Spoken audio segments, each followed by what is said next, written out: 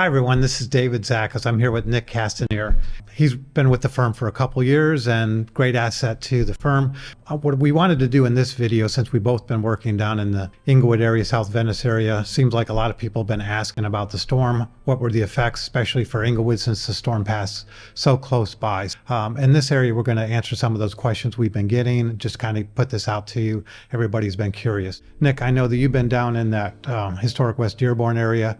Tell everybody kind of what's going on there and how the neighborhood's been affected and the like. Yeah. The city is currently dumping a ton of money into the area. The revitalization project for the West Dearborn Street area is, I think, about $7 million. There's a new amphitheater that's really nice. The area is really walkable, with a ton of great restaurants and shops. And there's a farmer's market there every Thursday as well.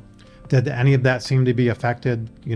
Not that I saw. There was some construction going on, but you couldn't even tell that there was a major hurricane. Okay, businesses are open and everybody's doing business as normal. Just north of West Dearborn, there's actually Englewood Elementary, Englewood Park. Those are both intact, both being active, and actually that park unique feature is owned by the school board, and they're putting $2 million to revitalize that park just north of West Dearborn.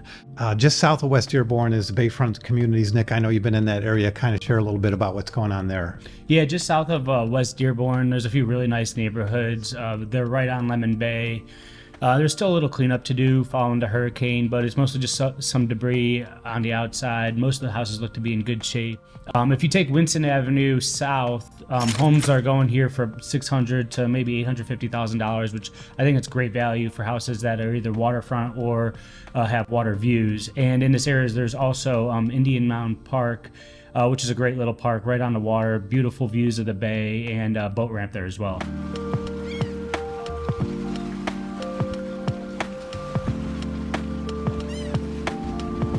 And about a mile south of there is actual Englewood Beach. You have to go across the causeway, and Englewood Beach is a beautiful beach. It's one I visited as a child when my family vacationed here. And if you look at the beach, walk out on the beach, you'll see people there enjoying the beach and the sun and the surf, and everything's back to normal. Really no lasting effects. I mean, you will notice that some trees are down, some signs are blown down right across the street. The business district, Magnolias, and a lot of the other restaurants are up and running, have had little effect from the storm, at least at this point. There's a neighborhood just south of there, and Nick, I know you toured that neighborhood, so I'm gonna let you talk about that, but south of Manasota Beach Road, you hit Gulf Boulevard, and tell people what's going on there. Yeah, just driving through the Gulf Boulevard neighborhood, I was impressed on how far the cleanup of the area has come in just, I think, just a month following Ian. You can tell these homes are much more affected than some of the other areas, but there's mostly just still debris hanging out. It seemed like a lot of the structures were doing well. Some of the roofs were being redone, but everything seemed to be progressing pretty nicely. I love this area, and as far as value goes, you can find condos and townhomes in the high 400s and single-family homes starting in the 600s, and those can go anywhere upwards of $1 million. And like you said, all the businesses are open, restaurants are open, so this is a nice little area. You can get some good value.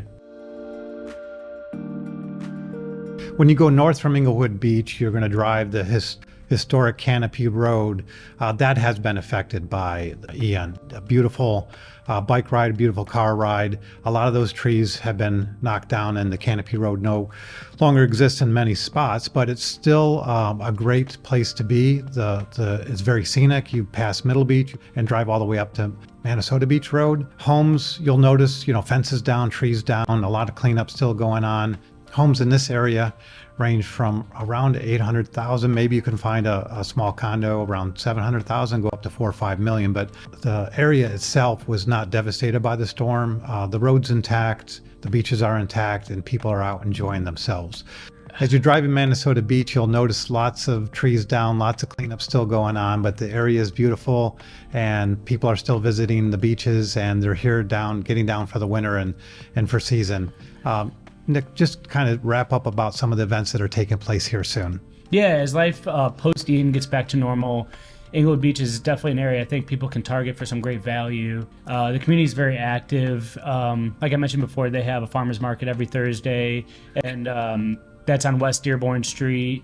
And a few other events they have going on are the Waterfest Block Party in November, which is a ton of fun. There's a boat parade, live music, and there's the Winter Fine Arts Festival that's taking place in December. I think there's over 100 artists already signed up for that. And then there's also the Englewood Seafood and Music Festival, and that's taking place in January. So, I mean, there's a ton of stuff to do in the area. And I just want to say thank you again for taking the time to watch this video. Please feel free to reach out anytime. You know, we only covered a few of the neighborhoods in Englewood, but if you have any questions regarding some of the other areas or maybe the surrounding areas, feel free to reach out anytime. Thanks for watching. I look forward to speaking with you again soon. Yeah.